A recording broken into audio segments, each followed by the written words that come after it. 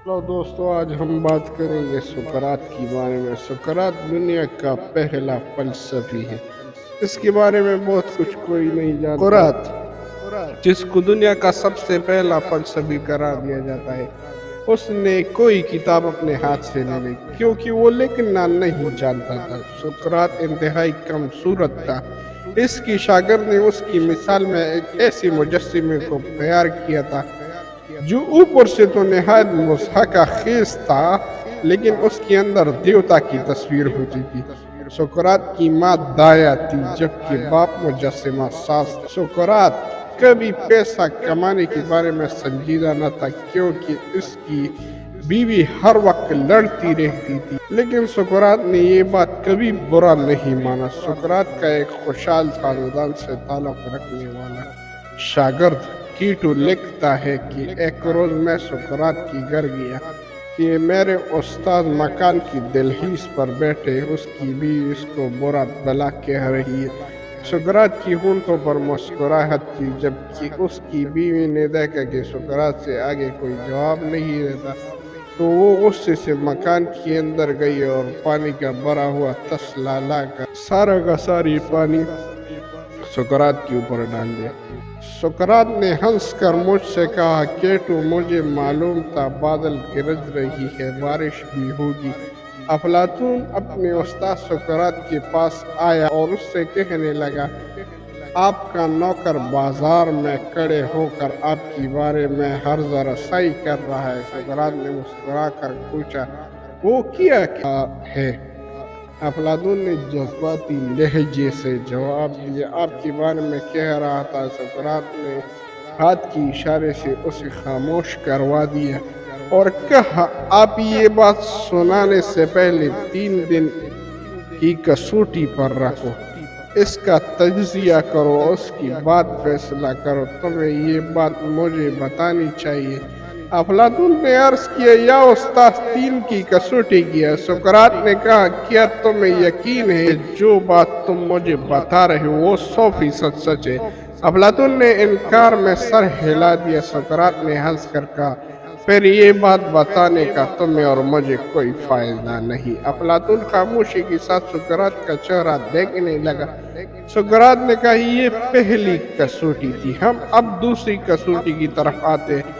मुझे तुम जो बताने लगे हो क्या अच्छी बात है? अफलातून ने इनकार किया और सर हिला दिया, जी नहीं, ये बुरी बात है, किसी का गीबत करना बहुत बुरी बात है। सुकरात ने मुस्कुरा कर कहा, क्या तुम ये समझते हो तुम्हें अपने उस्ताद की बुरी बात बतानी चाहिए? अफलातून ने इनकार में सर हिला दिया। सुकरात बोला, गोया ये बात दूसरी कसौटी पर भी पूरा नहीं उतरती।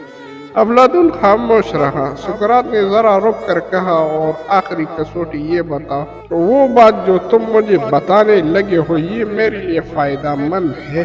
अफलातून ने इनकार में सर हिला दिया और अर्ज किया, या उस्ताद ये बात हरगिज आपके लिए फायदा मंद नहीं है।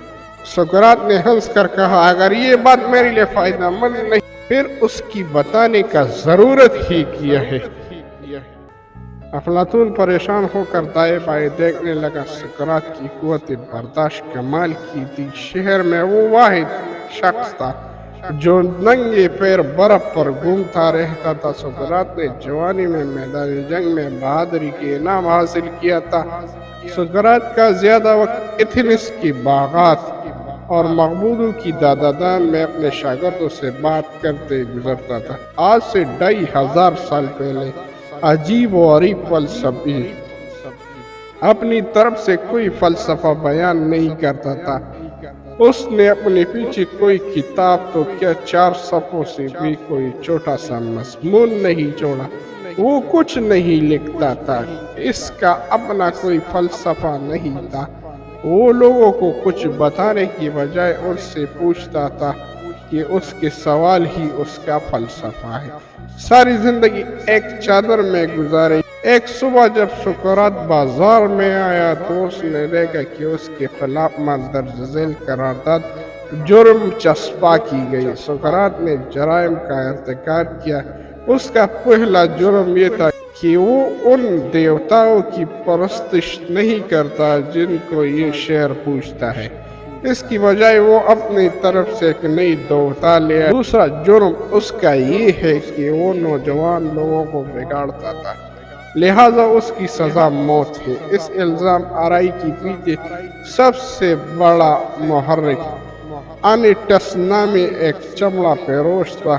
اس کو سقراط کے خلاف ذاتی بغض تھی۔ بات یہ ہے کہ سقراط نے اس کی بیٹے کو مشورہ دیا کہ وہ کالوں اور چمڑے کا کام چھوڑ کر فلسفے سے ناطہ جوڑے۔ انیٹس کا اصرار تھا کہ ان کے بیٹے کو گمراہ کرنے کی کوشش کی گئی، اس لیے سزا موت سے کم نہیں ہونا چاہیے۔ یوں چمڑا اور علم ایک دوسرے کے سامنے آئے۔ فتح چمڑے کو حاصل ہو گئی۔ سقراط کو گرفتار کر لیا گیا، اس پر مقدمہ شروع ہو گیا۔ سقراط چاہتا تھا تو موت کی سزا سے بچ سکتا تھا۔ وجہ یہ ہے کہ ایتھنز میں قانون کی موت کی سزا پانے والا کوئی شخص جلاوطنی میں متبادل سزا کے طور پر چل سکتا ہے۔